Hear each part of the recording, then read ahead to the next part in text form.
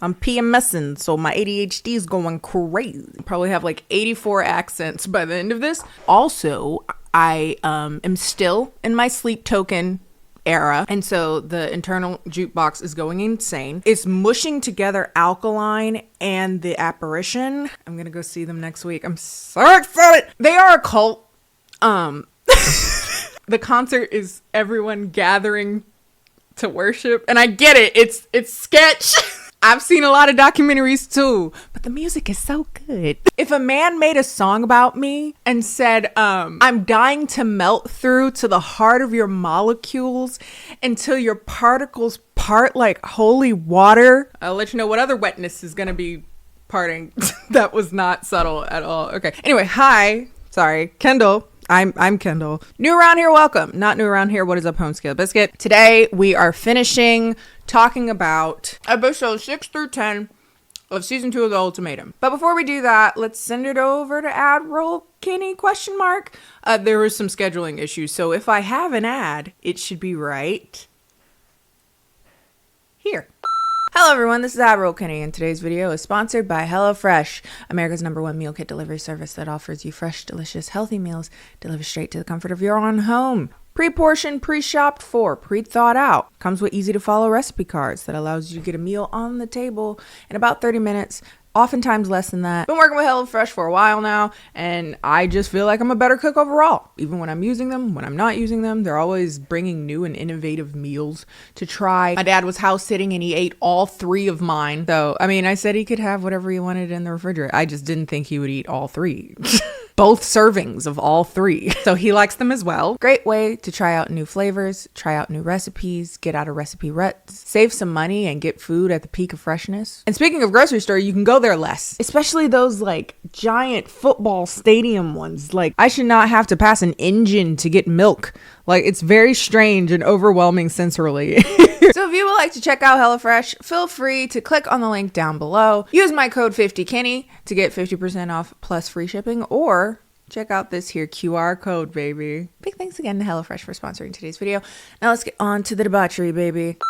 So again, we're talking about the second half of the Ultimatum season 2. I've now watched all the episodes, including the decisions and the reunion. I will say within the Lachey universe of horrible ideas for like marriage related shows, Love is Blind, The Ultimatum, this was honestly the most boring overall. Like there were the most heightened moments very early. Lisa, if you watched last week, Lisa's whole arc in the first 3 episodes was a lot, but after that it's pretty boring. I wasn't getting some couple that I'm really rooting for, and I didn't get like an enemy to hate. So there was really the only motivator to watch it is to make a video on it because y'all didn't want to watch it. So if anything's happening on screen minorly, it's like really triggering stuff that they had no business putting in the final cut. Again, if you haven't seen the first 5 episodes, that'll be linked down below. So episode 6, this episode begins in the aftermath of the girls and guys nights out, returning back to their trial partner marriage person,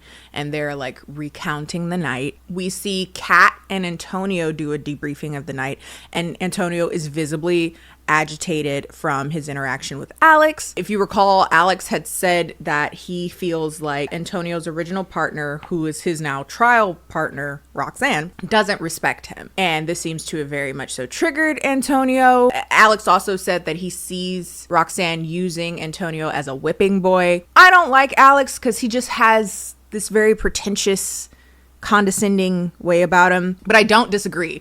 And I agree with him even more as the rest of these episodes go, because I get this vibe in the first 5 episodes, but it becomes more and more clear in this later half. Alex wasn't coming out of nowhere when he said that. Antonio doesn't appreciate that. He internalizes it, and he somehow internalizes that information as if Alex is saying stuff to try to break them up because he wants Roxanne. Is in no way correct. like Roxanne and Alex don't like each other. So that's very funny. He's like, he's doing this just to get at Roxanne. He's like, I just don't want to talk to her anymore. She's grating. She's tiring. Antonio also says to Kat who is Alex's original partner, I feel like he's saying all that because he wants to get with Roxanne. And Kat is like, no, I doubt that. I also had some information from Alex's parents that you didn't know about prior to going into this night, which is that they have said to me that they feel like similarly about Roxanne. She speaks like she doesn't like you, which is true. And Antonio cannot hear that. He's like, y'all are liars. Alex is a liar. His family are liars. And she's like, why would they lie about that? He was like, because they just a bunch of liars. I get this vibe more and more the second half of the season. Like, Antonio strikes me as very dependent, like emotionally. He depends on Roxanne for a lot of him shaping what his personal value is, what he should do in life, where he should go in life, his direction, yada yada. So to hear other people say like that person doesn't like or respect you, you're speaking against like a religious figure. He's like, you guys don't know what you're talking about. You're liars. I don't believe you. He's very like needs deprogramming from like it's fascinating and really disturbing to see, honestly. Again, I don't know, quote unquote, how bad Roxanne is, but just seeing how he behaves concerns me. And he seems to be very focused on Roxanne wouldn't say that. She wouldn't say she doesn't respect me. She wouldn't say that she doesn't like me. And they're like, yeah, but she behaves like she doesn't like you. She doesn't speak of you well. She talks about all the things she doesn't like about you, and that's it. There's nothing else. She doesn't say about all the great things you do for her, yet, or at least that we see on camera. Again, it's a very edited show. It's a show. Well, we don't see her say shit about you positively. It's how you're not showing up, how you're not making enough money. That's a big one. Because she's the boss bitch, blah, blah, blah, blah. And it's just like, yeah, she don't speak like she like you. He calls Roxanne and he's like, why is Alex telling me that you don't respect me? And she's like, well, probably because we talk about what our former partners lack, but that's not what I said, blah, blah, blah, blah, blah. But she's like, we need to have this conversation in person. So then she ends up hashing things out. Did I ever say that to you? And he's like, no, again, but it's how you behave. He's always the butt of jokes. You're constantly talking down to him. You're always talking about him negatively. And she's like, I thought this was a safe space to talk about what we wanted from a partner. And I feel like you went behind my back and broke confidentiality with me. I can't trust you. That's kind of slimy. That's a different issue, though.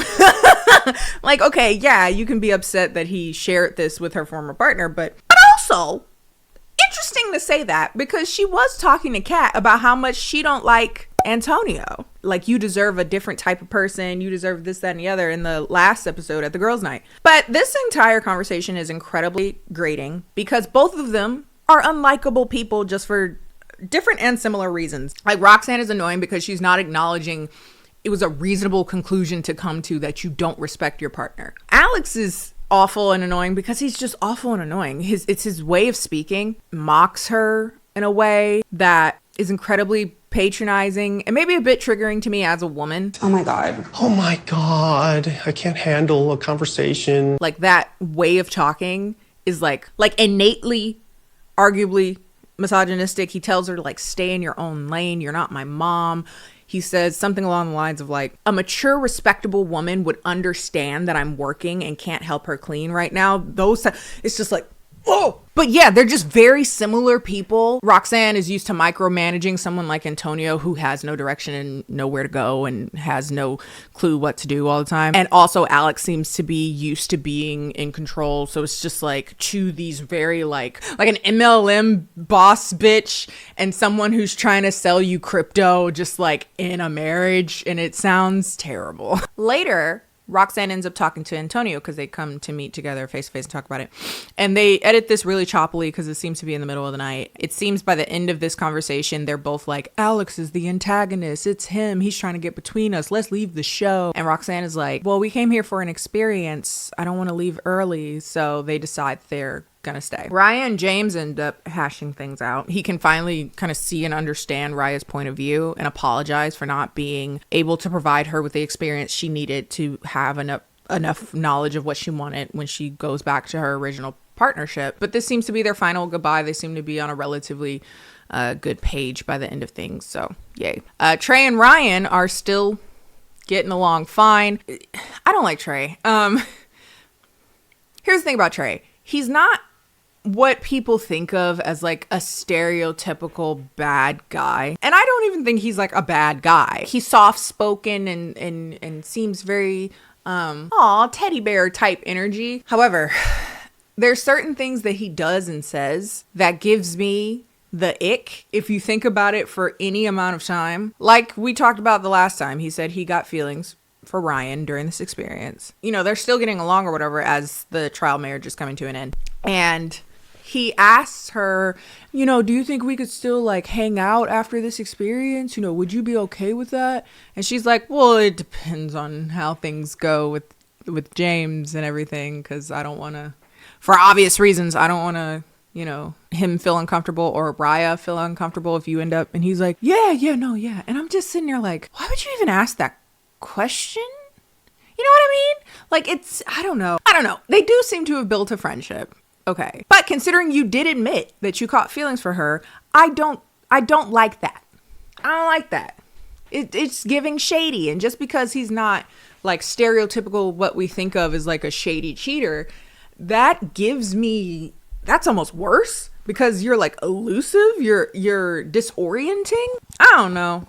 I don't like that. After all that, it's finally time for the switcheroo. Going back to your original partners. As they're breaking off, Alex and Roxanne have another awkward interaction where she apologizes to him for how heated she got during their argument the night before. And it's a good apology. She's like, I don't like how I delivered that. I don't want to talk to a partner like that. I don't want to communicate an issue with a partner like that. And then she's like, is there anything you want to say? Like maybe something you would like to apologize for? And he's like, No. I think it was all pretty warranted. And she's just like, okay. Oil and water. It's okay. Just don't. Like, just let it go. Antonio packs all his stuff without telling Kat and is just gone when she wakes up in the morning. It's pretty obvious that pre-production told him to come back to have like a final conversation with Kat, because he's so like, I just want to go back to Roxanne, because he was never really there to have a trial marriage to see what he wants. He doesn't know, and nor does he seem to care what he wants, or maybe he's never had the space to ask what he wants. So he didn't really delve into things with Kat, at least that we see on screen. Again, a sedative. So he's just like, I'm just trying to get back to Roxanne. I don't even want to be here. And Kat is like, I feel like, I thought maybe we could like be friends by the end of this, but I feel like we weren't even really able to bridge that. And he was like, I don't know, we just didn't connect because it feels like you don't know yourself and you never took stances on things. So I didn't know how to build a connection with that. And I did not like that, especially coming from a person like Antonio, who again doesn't seem to have any self-driven sense of motivation that we see on this. And just because Kat isn't a micromanager and isn't necessarily as loud, honestly, and just because she isn't like a show woman like Roxanne kind of is, this kind of saleswoman persona, doesn't mean that she doesn't have a sense of self. I don't know. I felt like that was more of a projection than anything. Like, Antonio, I don't think you know yourself. And like, you're annoyed that you're with a person who can't tell you who you are. So it's like, yeah, I don't think you know yourself because you can't tell me what to be. It's a very fascinating way to do that. Projection is a mother.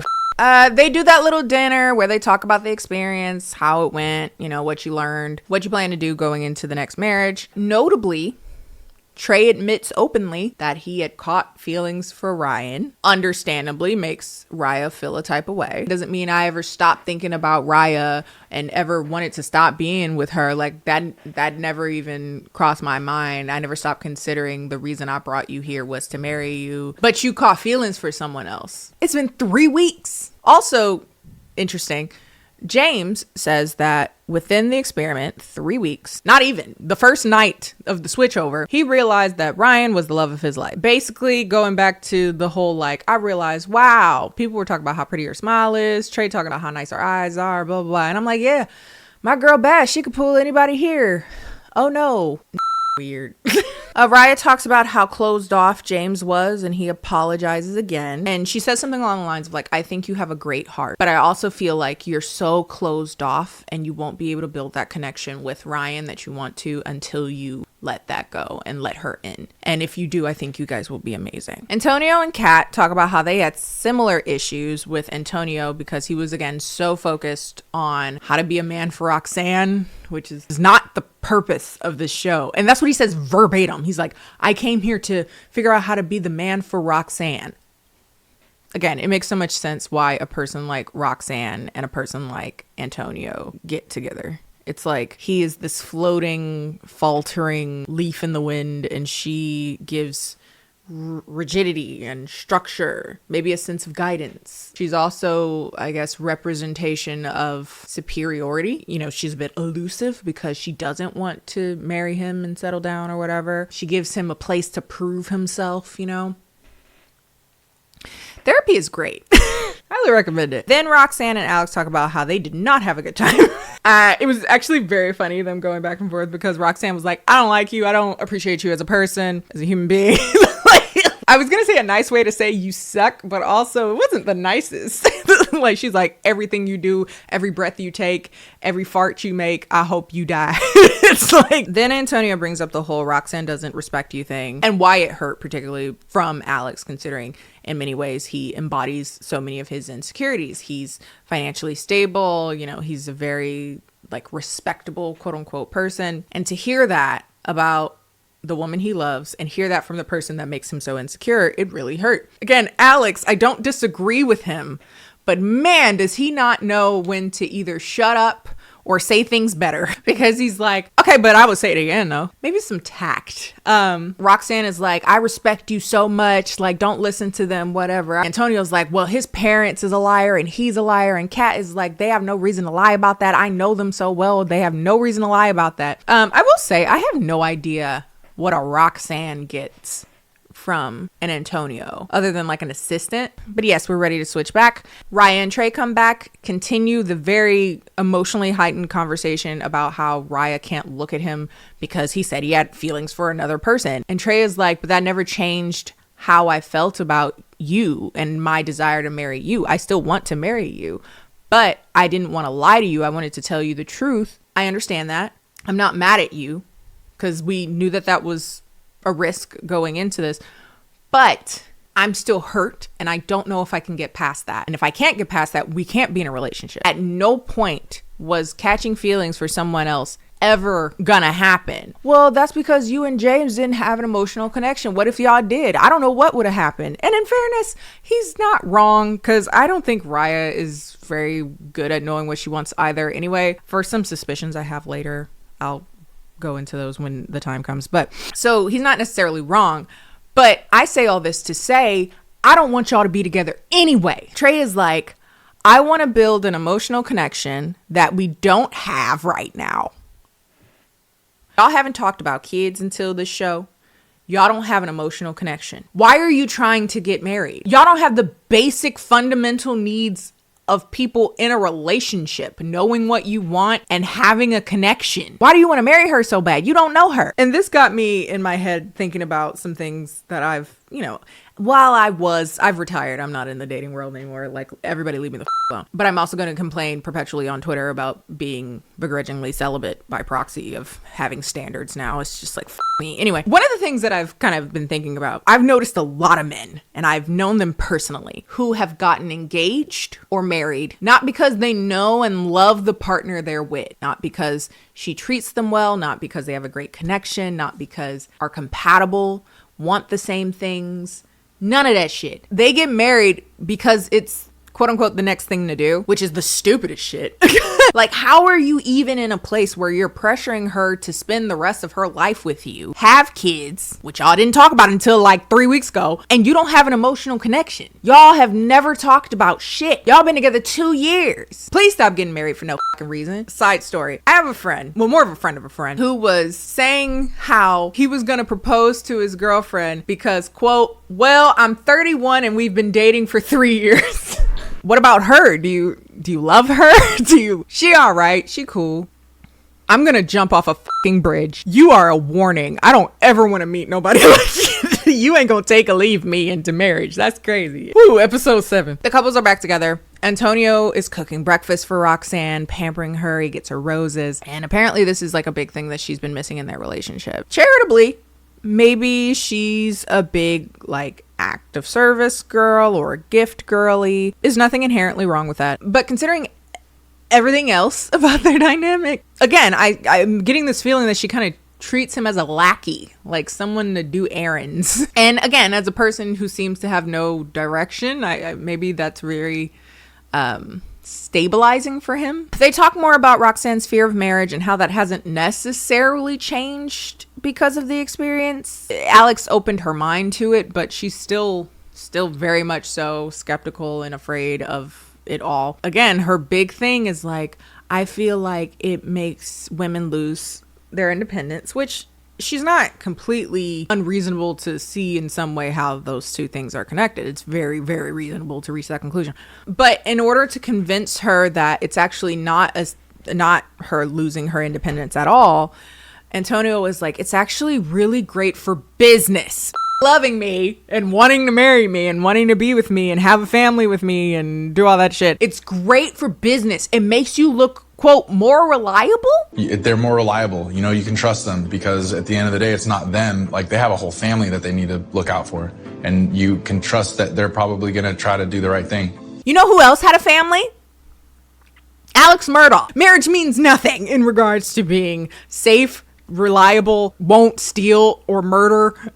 So wild thing to say. And also, this is just a very weird way to talk about marriage. Again, shouldn't it be because you love the person and want to do this and want to have this commitment? Like, I don't know. And I think it's also very funny considering, you know, Antonio issuing the ultimatum, because he ain't going nowhere regardless. Like, in the very beginning, he's like, if you don't say yes, I'm gone. No, you not. No, you not. Because this isn't just a breakup. This is your loss of a compass. Like, you're just floating in the ether, baby. She ain't going nowhere. But she's, again, still very like, I don't want to do that. So just leave the show. Like, it's exhausting. Back to Trey and Raya and them pissing me off because they're just now talking about where they would like to live as a married couple. Anyway, she's like, I would like to stay in the city. And apparently he does not. Could we just stay there for a year? And he seems like very uncompromising about that. He's like, I want to build a family in the suburbs. So if you want to be in the city, you can stay in the city for a year and we can like be separate for that year. You know, do your city thing and I'll do my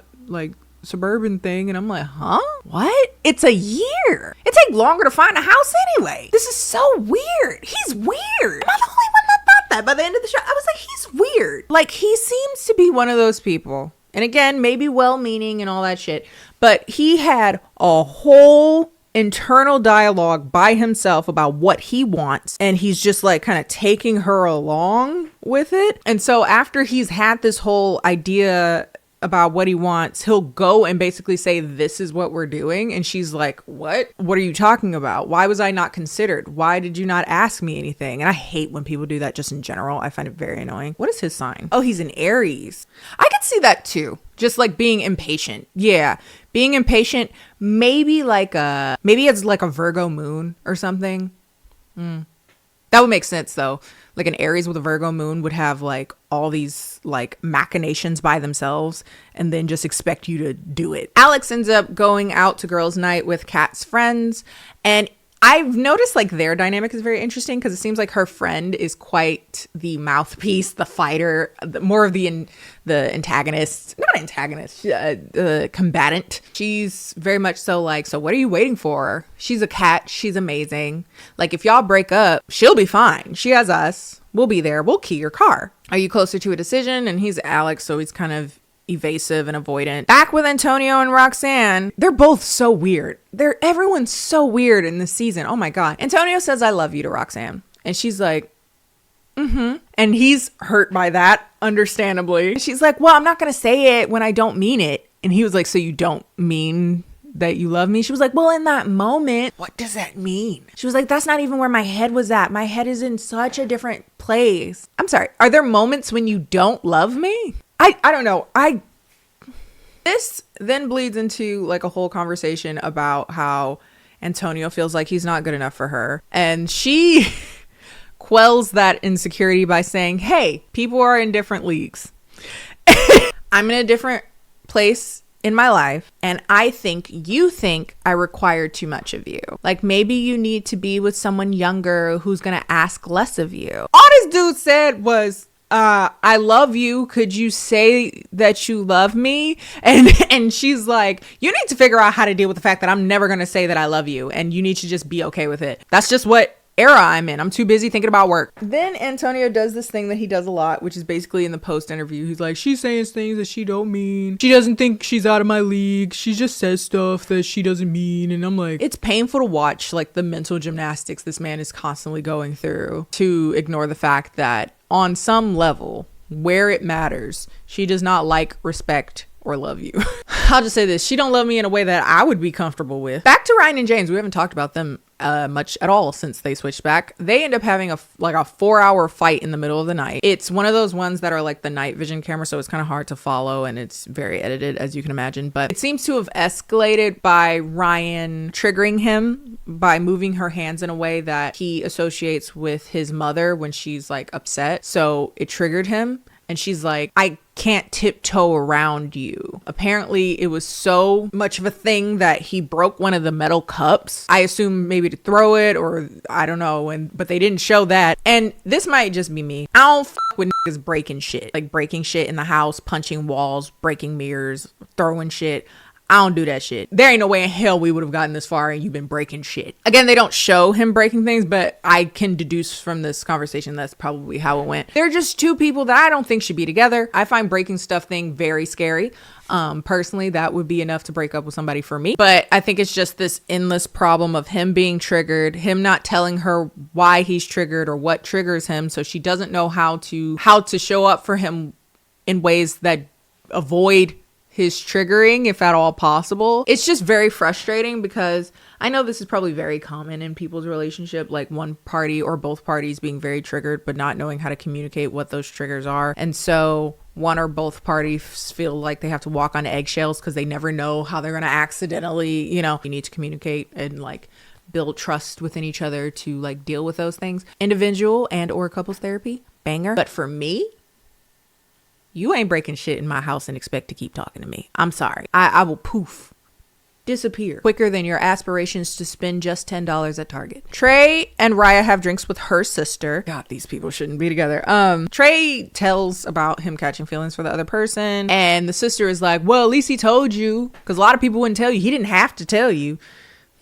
Expectations very low. It's not how I would have digested that information, but okay. And as he's like kind of explaining himself, he says like, I'm trying to prove that I love her. And the sister is like surprised by that. She's like, oh, y'all on some lovey-dovey stuff? I ain't know y'all love each other. They're trying to get married. That's what the show is. And at first I thought she was joking, but she dead ass. But before I can fully like even process that, we get into another issue that they seem to have, which isn't any of our business, but they talked about it. So Raya has issues with moisture, self-lubrication. And apparently that has been another issue in their relationship. Feeling a bit awkward, Trey leaves that conversation to go to the bathroom or take a call or something. Luckily, she's like, yeah, I can satisfy him, but he can't satisfy me. And that's been like a really big issue in our relationship. And like, he's like, try different things and I don't really want to do it. And I'm like, okay. And this got me on this kind of mental rabbit hole where it got me asking, has Raya had sex with someone other than Trey? Has she dated someone other than Trey? Because she did say when they were doing the whole like picking partners thing that she didn't date. She didn't have a dating history. I understood that as like she didn't date much, but I think she genuinely didn't date. Like she talks about how she wants butterflies and the romantic stuff, the stuff off of TikTok. She seemed like under-equipped to have the foreplay conversation with James because he seemed very knowledgeable, and she was like, oh, I don't know what any of that is. So alluding to Trey not being necessarily great at building a mood and building for foreplay and stuff like that. And then during this conversation, she's like, maybe I just need to try different stuff. Maybe I'm into some freaky stuff. I don't know. Like maybe I want to do bondage. Maybe I want to do... Wait a second. I just remembered. Her parents are ministers. I completely forgot that detail. I figured it out, baby. Oh, I figured it out. Yeah, this is the first man she's ever dated. This is the first man she's ever had sex with. Yeah, her parents were ministers. I forgot about that. They talked about that super briefly when she was doing like dating with Brian and James. She told James that her parents were ministers. Definitely explains her. I just couldn't understand. I was like, so wait, you don't emotionally connect to this person. He doesn't do romantic things for you. You guys haven't talked about anything about what you want for the future, what you want to do, blah, blah, blah. You don't connect on what you want. You don't feel like you know yourself, that you're financially secure. Now I'm hearing that you don't connect sexually. Ooh, and as a minister's daughter getting pregnant very early in their relationship and losing a child. Yeah, that's that trauma bonding shit. Yeah, okay, it's starting to make sense to me, and it's starting to make me like Trey less, because I understand why she's in a relationship like this. She hasn't done enough dating. She doesn't have enough of the self-discovery, interpersonal acumen, I guess, to know how to navigate something as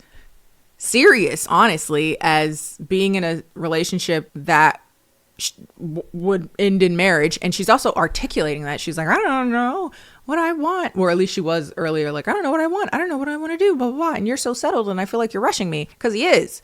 But being that he's older and he's been in relationships, from what I understand, I have a theory about a major reason why Trey would want to marry her. I don't know.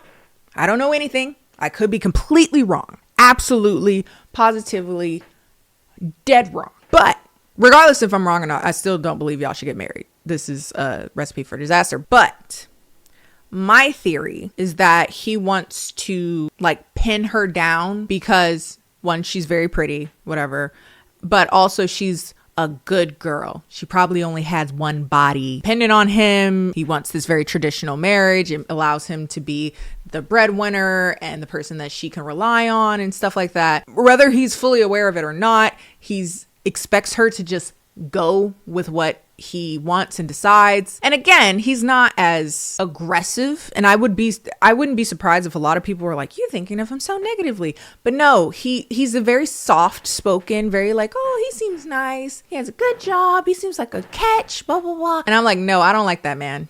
It's giving she would perform a lot of these traditional things that I would like in a marriage. And I need to do it quick. Otherwise, she'll figure out she has self-worth, what she wants to do, blah, blah, blah, and then she'll leave. That's my theory. This episode ends with Ryan and James. And it's him finally telling her about his past. And I fucking hate the editors, production, Netflix, everybody for airing this shit. The whole fucking show. James has been like, my past is really dark. I don't want to talk about it. I don't want to talk about it. I don't want to talk about it, which he obviously has every right to not want to talk about on camera. Pretty obvious that whatever it was very triggering for him. When he takes the leap to tell his partner, like a snippet of where a lot of his triggers come from. If it was hard to just tell her, I'm sure it'd be hard to tell the whole world about it. But do they keep it in anyway?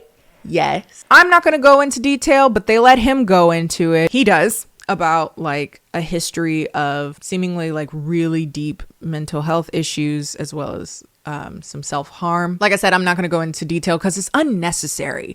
And it's also very gross to use this as like a plot point. Perfectly okay to have them have this conversation off screen, and then they're like, oh, well, we had a really great heart-to-heart conversation, and he told me things about his past. We would like to both keep them private. And they play like a story arc. These are real people. And the only way that they're going to skirt by criticism is that they're like, well, hey, you want to kill yourself? Here's a website. I was watching it like hyperventilating. I was so pissed. Yeah. Okay, so episode 8. Not much to say about this episode. Ryan meets James's mom.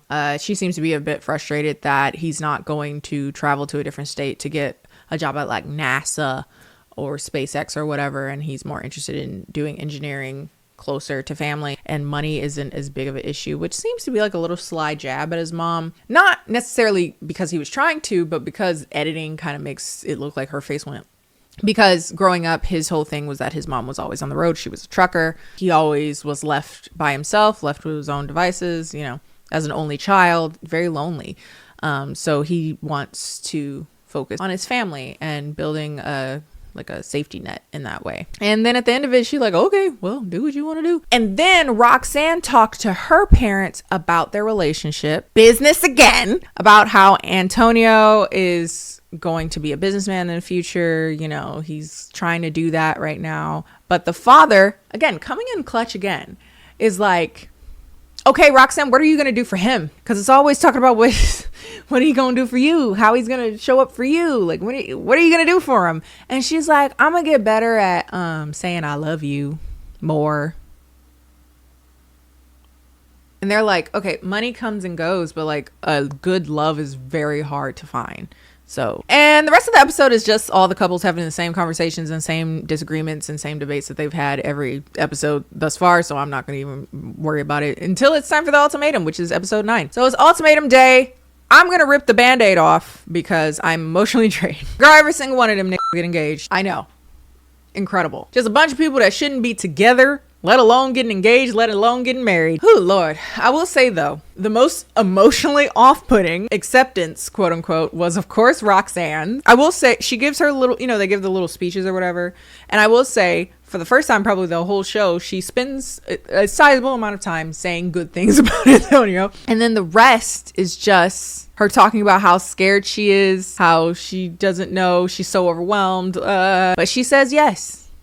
Also, your shoes ugly. They don't make sense with this outfit. They're just ugly in general, but they certainly don't make sense with this outfit. Oh my God. Anyway, episode 10. So, the reunion, which I was kind of interested in given the situation that everyone got engaged. Because in the past, there seems to be some indication that production doesn't want to go too hard on people who got married / engaged. You know, Love is Blind as well. Because they want to seem like the experiment, quote unquote, is a success and that it's worth it. And like, oh, these people got married as if they're supposed to, or these people got engaged like it's supposed to. So I was curious like what they were going to do in that context. I do think them all getting engaged made this reunion particularly boring. There's a part where they play like a little guessing game for like a good 10 minutes to fill up time. They do bring Lisa and Brian back, who gave birth to a baby boy. They are still together. As I understand it, they are not engaged. They're just together. But she's like, I'm not going to be a baby mother forever, so we're going to have to get married. And he knows we're not going anywhere. He's not going anywhere. They then bring up the animosity Lisa had towards Raya. And Raya is like, I didn't know you very well, but we went to get our nails done, and that's where I told you that I worked at Hooters, and you said, hey, I used to work at Hooters. So that's why I was very confused about how when you got mad suddenly I'm the Hooters bitch. Thought that was classless. I didn't appreciate that.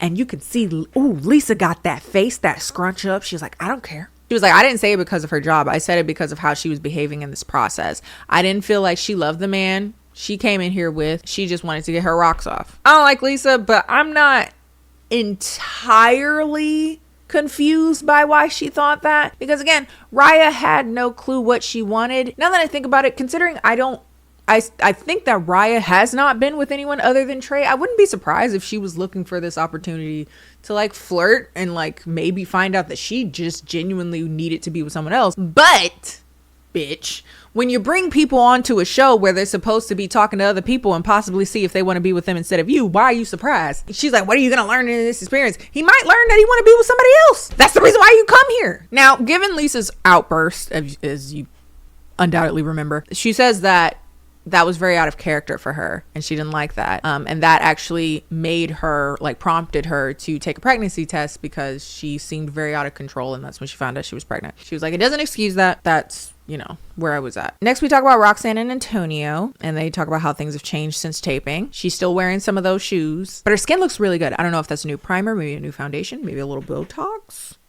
Looks good. They talk about how she's still uncomfortable that she's still the main provider, which again seems to be something that she really cares about a lot. With that said, Antonio is a new owner of a car wash / car customization shop because Roxanne had a dream about owning car related shops. Man doesn't have a singular aspiration or desire for himself. My God. They then show the like manic montage of Roxanne talking about work and nothing but work. And they ask her at the end of it, like, do you feel like you're closer to a place in your life that you could see yourself getting married right now, given your devotion to work? And she says, no.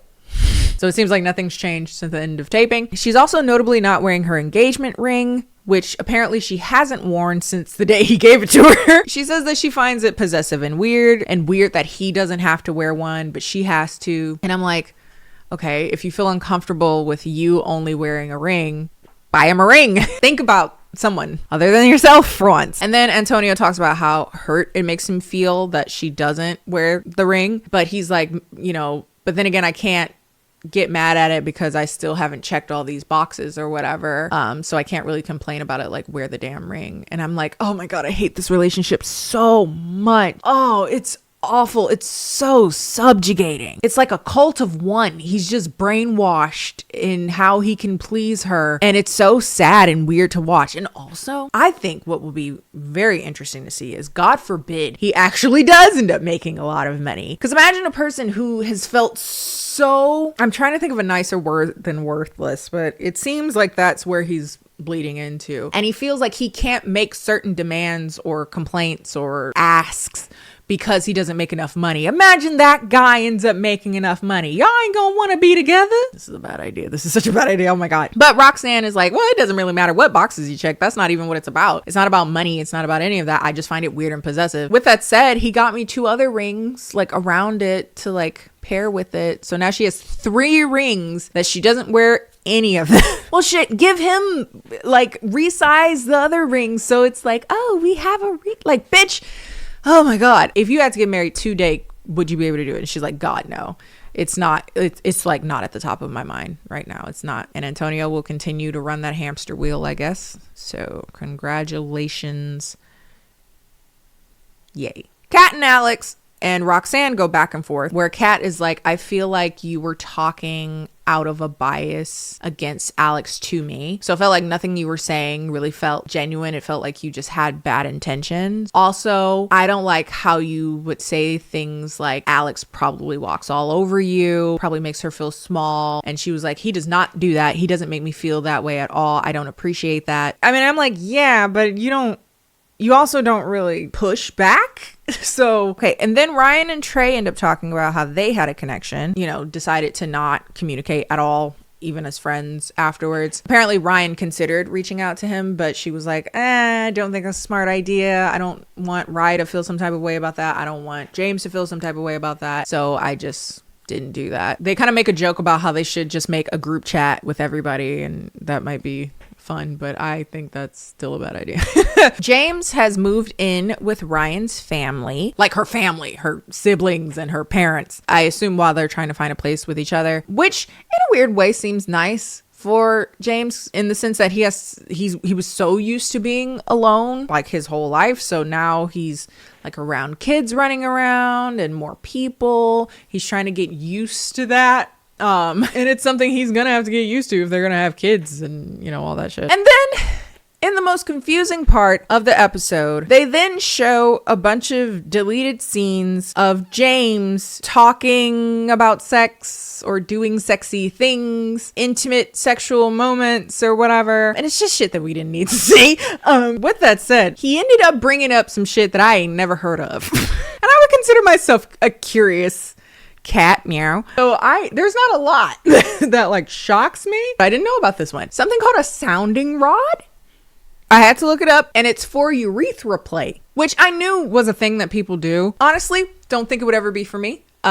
Receiving or giving. I just feel like doing it, you gonna fuck up something important. I don't know. I just feel like there's less UTI risky ways to get to your prostate. He said he's never tried it though, but I don't know why. I want to know the whole conversation about that. How do you get there? But that's basically the end of the show. I'm so tired of people getting engaged when they don't know anything about each other. They don't know what they want individually or together. I'm so tired of talking. Apparently also they're coming out with another Love is Blind season already. Is that the 3rd or 4th this year? God. Okay. They do 1 a quarter, I guess. That's all for today though. If you like this video, feel free to like this video. Follow me on all my social media, Instagram, Twitter, both of which are KennieJD. Oh, my music. I have music. I make music. Check it out. Okay.